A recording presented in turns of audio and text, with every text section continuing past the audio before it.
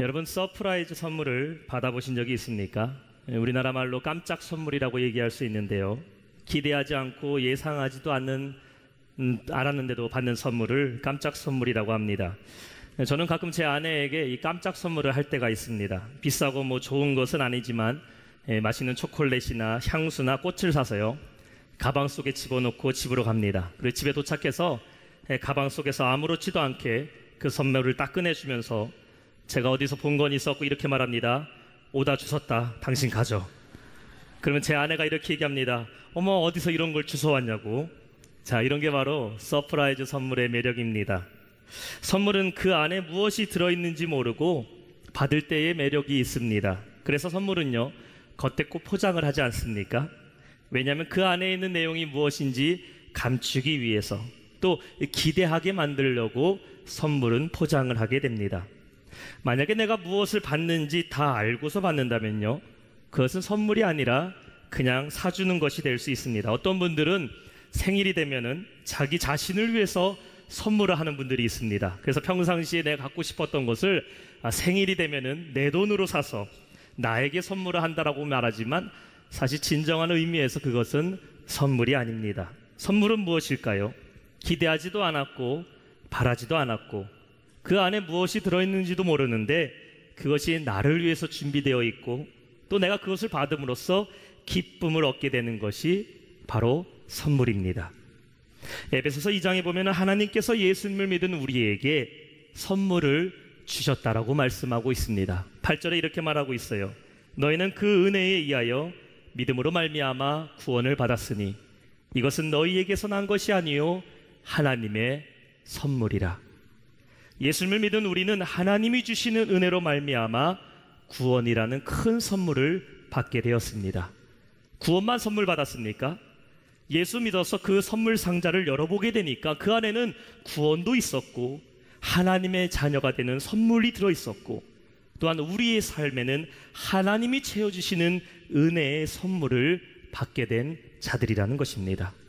따라서 하나님의 사람들은요, 하나님이 주시는 은혜를 먹고 사는 사람들입니다. 우리의 삶에 모두가 이런 은혜들이 있습니다. 단지 우리가 인식하지 못하고 살아간다라는 것이에요.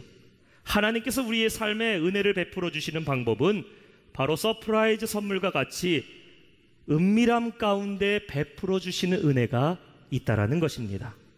루키 2장 14절 말씀을 함께 보도록 하겠습니다.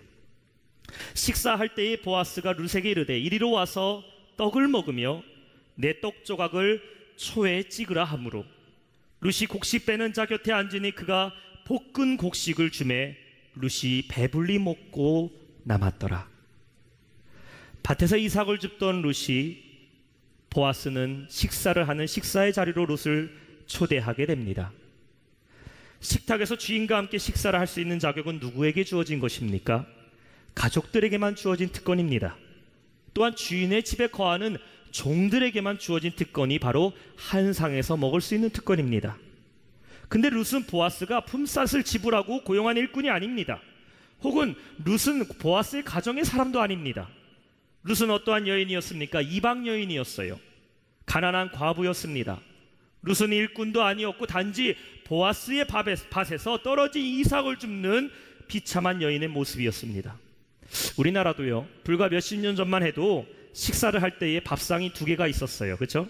제가 어릴 적에 할머니 댁에 가게 되면요, 가족들이 모이게 되면은 어른들 중에 남자분들이 먹는 밥상이 있었습니다. 그곳에는 남자들만 먹을 수가 있었습니다. 또 좀 아래쪽에 작은 상에는 어머니와 할머니, 여자들만 먹는 상이 있었습니다. 물론 그러한 것은 좋은 풍습이 아니기 때문에 이미 사라져버렸지만 당시 이스라엘 시대에도 마찬가지였다라는 것이에요. 한 상에 밥을 먹는다라는 것은 큰 의미가 있었습니다. 뭐냐면 바로 한 가족이라는 의미를 갖고 있었어요. 지금 보아스가 룻에게 식사의 자리로 초대했다라는 것은 무엇을 의미합니까? 그를 한 가족으로 여긴다라는 것입니다. 룻이 처한 상황과 배경과 과거와 상관없이 보아스는 그를 은혜의 자리로 초대하고 있다라는 것이에요. 식사의 자리에 초대되었던 것은 룻의 입장에서는요, 단순히 배부르게 먹고 마신 것이 아닙니다. 무엇입니까? 세상에서 멸시받고 천대받은 룻을 보아스가 한 가족으로 인정해줬다는 것이에요. 이것이 바로 초대의 은혜입니다. 하나님께서는 자격 없는 우리를 그분의 은혜의 식탁으로 초대해 주셨음을 믿으시기 바랍니다. 계시록 3장 20절은 이렇게 말씀하고 있어요. 볼지어다 내가 문 밖에서 서서 두드리노니 누구든지 내 음성을 듣고 문을 열면 내가 그에게로 들어가 그와 더불어 먹고 그는 나와 더불어 먹으리라. 하나님의 초대는 무엇입니까? 곧 우리를 하나님의 자녀로 인정해 주셨다라는 것입니다. 우리는 주님의 백성으로 초대된 것입니다. 우리가 자격이 된 사람이기 때문에 초대받은 것이 아닙니다. 하나님의 긍휼의 은혜로 말미암아 우리를 은혜의 자리로 초대하셨다라는 것이에요. 오늘 우리가 예배 가운데 나온 것은 무엇입니까? 하나님이 우리를 은혜의 자리로 초대하셨다라는 것입니다. 한 주간에 여러분의 삶이 어떠하였던지 간에 하나님께서는 여러분을 지금 은혜의 자리로 초대하셨고, 우리가 이곳에 나오면은 우리의 영혼은 쉼을 얻게 되는 것이고, 우리의 삶의 궁핍과 영혼의 굶주림은 이곳에서 해결받게 됨을 믿으시기 바랍니다. 하나님의 이 초대는 누구에게 해당된 것입니까? 자격 있는 자에게 주어진 것이 아니라는 것이에요. 세상에서 높은 자들, 세상에서 성공한 자들에게만 주어진 밥상이 아닙니다. 이 하나님의 초대는 누구든지 예수 그리스도를 구주로 믿는 자에게 얻게 되는 은혜의 자리임을 믿으시기 바랍니다. 말씀을 보니까 보아스의 식탁은 풍성했습니다. 먹을 것이 많았어요.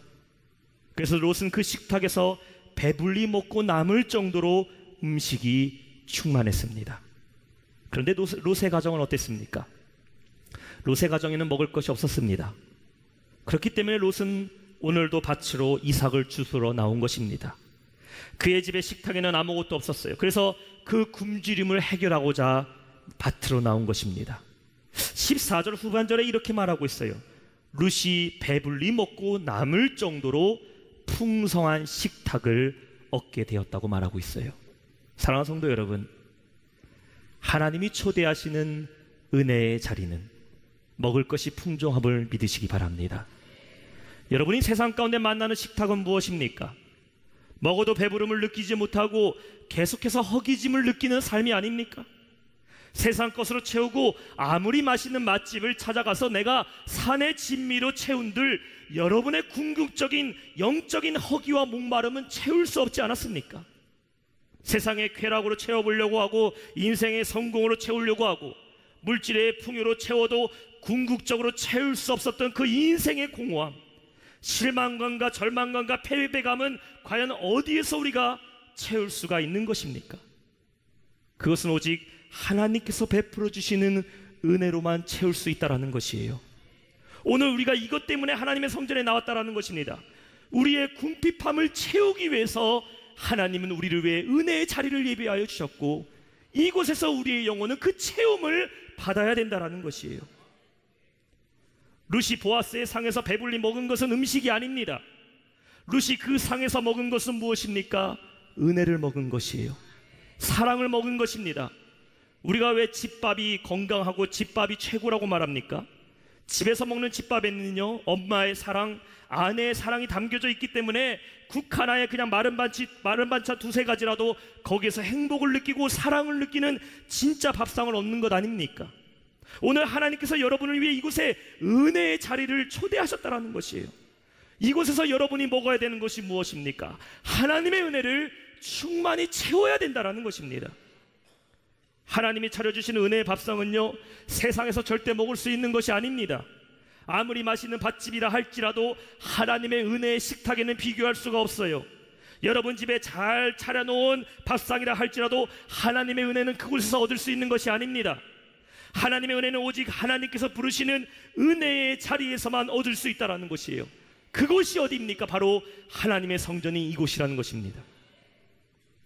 오늘 우리가 예배할 때에 우리의 육신은 가만히 이곳에 앉아있는 것 같아 보이지만 여러분의 영혼은 지금 활발히 그 은혜로 인하여 회복되고 있음을 믿으시기 바랍니다.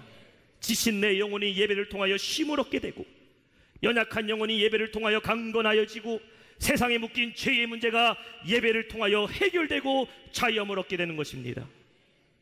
그래서 성도는 무엇을 중심으로 살아야 됩니까? 하나님의 은혜 중심으로 살아야 된다는 것이에요. 우리가 있어야 될 자리가 어디입니까? 우리는 예배하는 자리에 있어야 된다는 것이에요. 이곳에 있으면은 하나님께서 베풀어 주시는 은혜와 축복으로 인하여 우리의 영혼과 삶에 충만하게 채우게 됨을 믿으시기 바랍니다. 14절에 보아스가 룻에게 말하는 것을 한번 보십시오. 이리 와서 떡을 먹으며 내 떡 조각을 초에 찍으라. 또한 그에게 볶은 곡식을 주면서 먹으라고 말합니다. 하나님이 여러분을 위해 베풀어 놓으신 이 은혜를 맛보시기 바랍니다. 그렇게 하기 위해서 우리 안에 무엇이 필요합니까? 갈급함이 있어야 된다는 것이에요. 어떻게 갈급합니까? 수고하고 헌신해야 됩니다. 룻은 배가 고팠어요. 룻은 시장했습니다. 왜 그렇습니까? 하루 종일 밭에서 무엇을 주었습니까? 이삭을 주셨어요. 노동하고 일하니까요, 배가 고프지 않았겠습니까? 우리가 은혜에 대해서 무감각해진 이유는요, 받은 은혜를 사용하지 않아서 그렇습니다. 주의 일을 하는 사람들은 다 알고 있어요. 은혜 없이는 단 하루도 살 수 없다는 것을 하나님의 일을 하는 사람들은 알고 있습니다. 은혜를 받고 세상 가운데 살아갈 때에 내가 그 은혜를 쓰면서 나누고 섬기면서 일하면서 사용해야 되는데, 내가 육신을 위해서는 열심히 일하고 먹지만 하나님을 위해서는 일하지 않고, 일주일 내내 살면서 말씀 한 장 보지 않고 기도도 하지 않고 교회 일도 하지 않으니까 어떻게 됩니까? 여러분의 삶의 은혜에 대한 필요성을 잃어버린다는 것입니다. 여러분, 이것이 우리의 신앙생활의 가장 큰 적입니다. 은혜의 필요성을 잃어버리는 것. 은혜의 필요성을 잃어버리면 그 다음에 어떻게 됩니까? 찾지 않는다라는 것이에요. 찾지 않는다. 찾지 않게 되니까 어떻게 됩니까? 우리의 영혼은 은혜 없이는 살 수 없는데 황폐해지고 메마르게 되니까 그 다음에 그것이 어떻게 나타납니까? 육신으로 나타나게 된다는 것이에요. 뭐 하게 돼요? 죄짓게 되지 않습니까? 말로 죄짓게 되고 행동으로 죄짓게 되는 것입니다.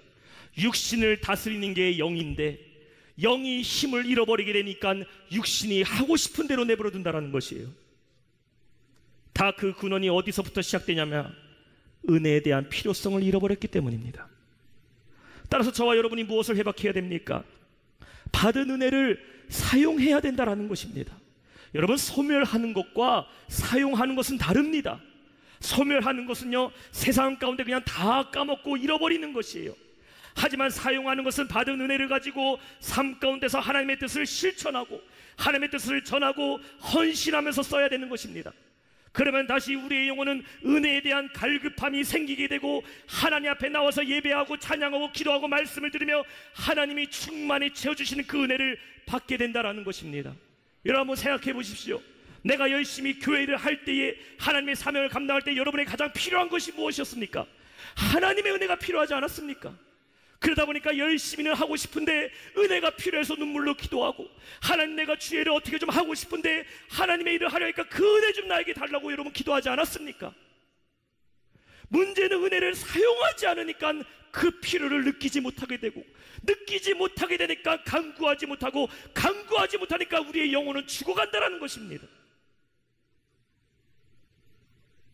우리의 영혼이 건강하기 위해서 어떻게 됩니까? 받은 은혜를 사용해야 된다는 것이에요.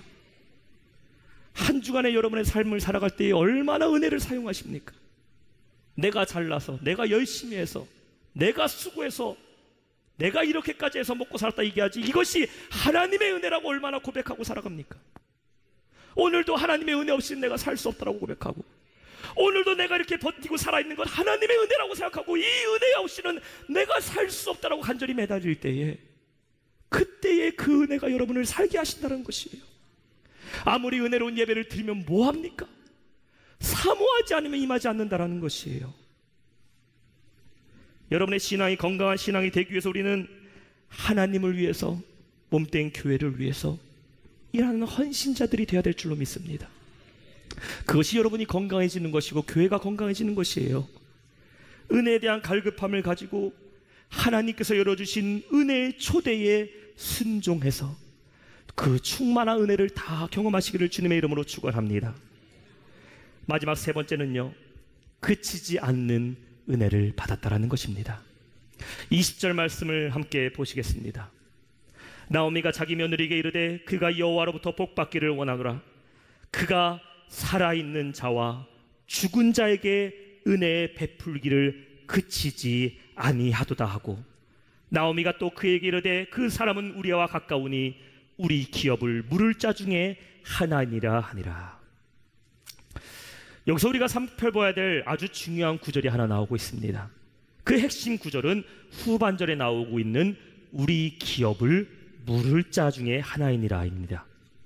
2장 20절을 시작으로요, 3장과 4장을 살펴보게 되면은 보아스를 설명할 때에 그 앞에 뭐라는 호칭이 붙냐면은 기업을 물을 자라는 호칭이 붙게 됩니다. 기업을 물을 자 보아스가, 기업을 물을 자 보아스에게. 그렇다면 기업을 물을 자라는 것은 과연 어떠한 의미일까요? 우리가 룻기를 보면서요, 우리나라 문화로서는 조금 이해되기 힘든 부분이 있지 않습니까? 뭐냐면은 보아스가요, 바로 나오미의 남편 엘리멜렉의 친족이라는 것이었습니다. 2장 1절에 보시면요, 이렇게 나옵니다. 나오미의 남편 엘리멜렉의 친족으로, 한 가족으로 유력한 자가 있으니 그의 이름은 보아스더라. 보아스가 엘리멜렉의 친족이라면요, 엘리멜렉의 아들이자 룻의 남편인 죽은 기룡과 보아스가 한 친척이고 한 혈통이고 한 가족이라는 것입니다. 그렇다면 우리나라 문화에서요, 생각할 때에 한 가족 안에서 룻이 다시 재혼한다는 것이 어쩌면 이해되지 않을 수 있습니다.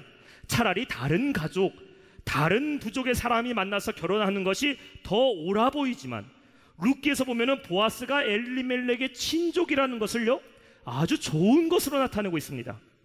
그래서 우리가 알아야 될 것이 바로 이스라엘의 율법 제도의 하나인 고엘 제도를 우리가 이해하고 넘어가야 됩니다.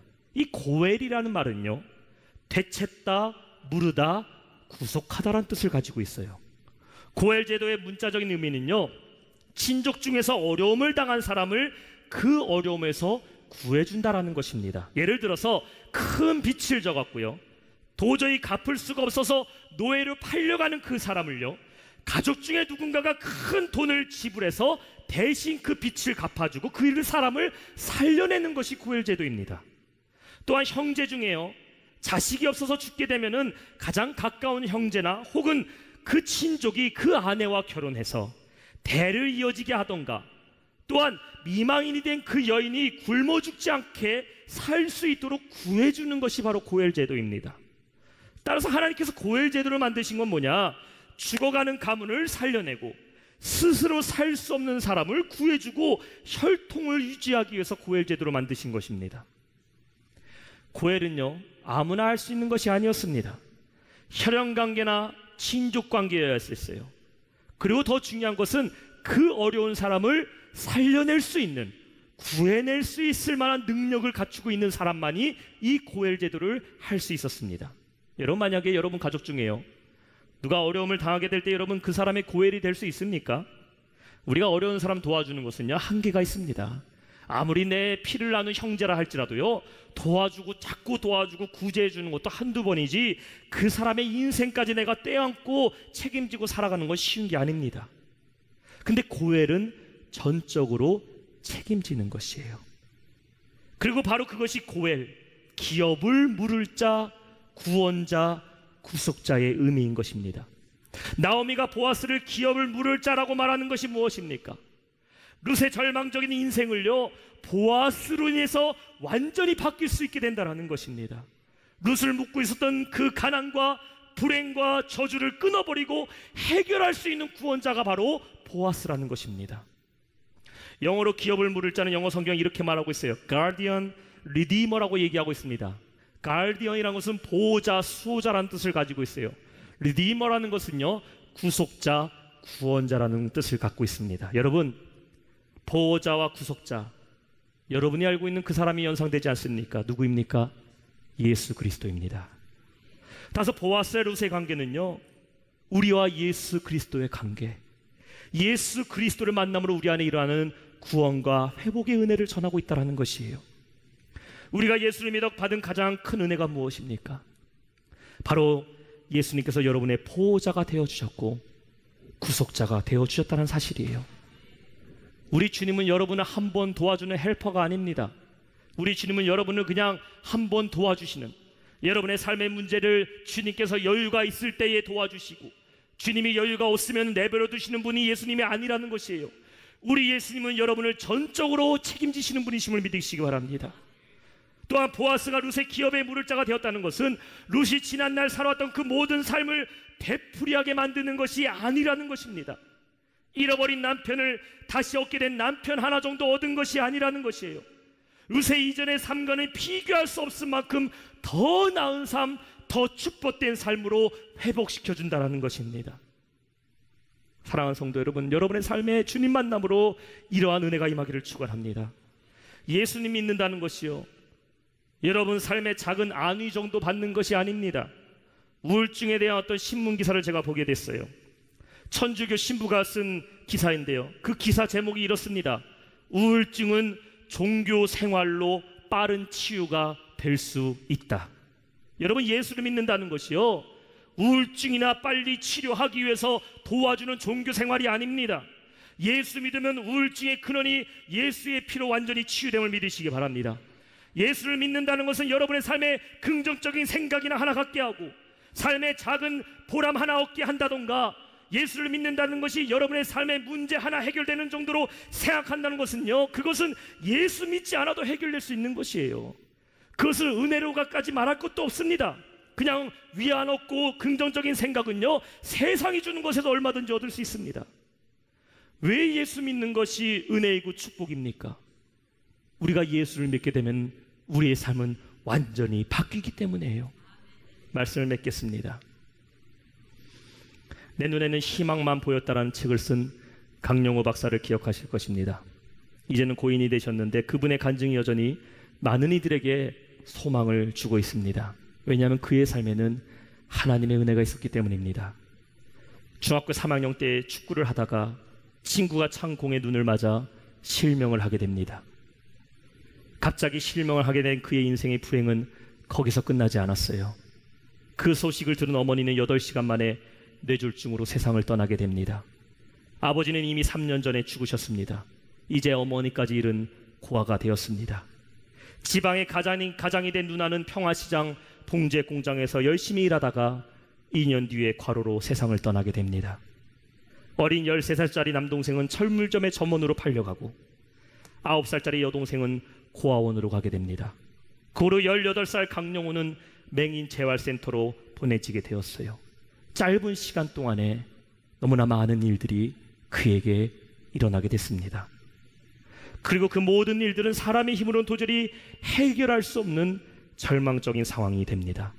살아있어도 사는 것 같지 않고 차라리 어쩌면 죽는 것이 더 나은 것 같은 삶을 살게 됩니다. 그러던 그때에 그는 예수님을 만나게 됩니다. 그리고 그의 삶이 완전히 바뀌게 돼요.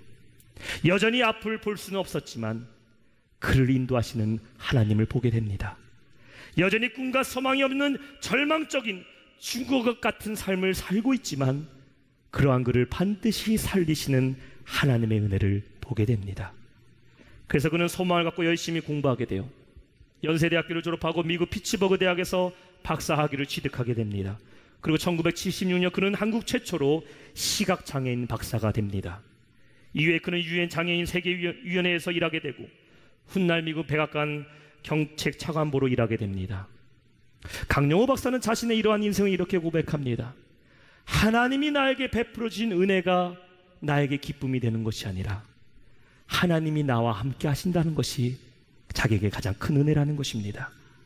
하나님이 없을 때 자신의 삶은요, nowhere, 아무데도 갈 곳이 없는 삶이었으나 하나님을 만난 이후에는 now here, 지금 내가 서 있는 곳이 하나님이 계신 곳이고 어디로 가든지 하나님의 은혜가 있다는 것을 고백했어요. 그는 생전에 2눈은 잃었지만 하나님으로부터 더 많은 것을 얻었다고 고백합니다. 사랑하는 성도 여러분, 여러분 삶은 어떻습니까? 하나님의 은혜가 멈춰 있다고 생각하십니까? 아니면 이제는 그 하나님의 은혜가 필요 없다라고 생각하십니까? 여러분은 은혜의 자리로 초대하시는 그 하나님의 음성을 들으시기를 바랍니다. 오늘도 하나님께서 지금 이곳에 여러분의 공허한 심령을 채우게 하시기 위해서 은혜의 상을 베풀어 주셨습니다.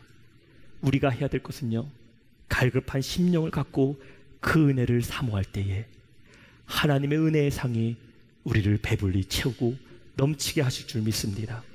우리의 삶을 돌아볼 때에 내가 한 것은 아무것도 없어요. 모든 것은 하나님이 하신 것입니다. 여러분이 갖고 움켜쥐고 있는 보리 20kg, 그거 보면서 여러분 만족하지 마시기 바랍니다. 인생의 성공, 안락한 삶, 행복한 가정, 넉넉한 물질이 인생의 전부가 아닙니다. 그것을 얻을 수 있도록 종을시켜서 뿌리게 하신 하나님의 은혜를 우리는 반드시 봐야 된다는 것이에요. 여러분이 갖고 있는 것이 여러분을 지키는 것이 아니라 오늘 우리를 살게 하시고 일하게 하신 분이 바로 하나님이심을 고백할 때에 하나님의 은혜로 우리는 단 하루도 살 수 없고, 그 은혜가 우리를 살게 하셨고 그 은혜로 말미암아 우리는 구원을 얻게 된 것이에요.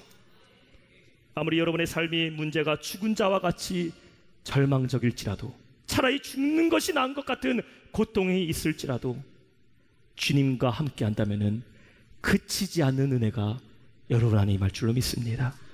죽음을 살리시는 예수의 능력이 여러분의 삶의 어떠한 문제도 반드시 해결해 주실 것입니다. 그 은혜로 나오시기를 주님의 이름으로 축원합니다.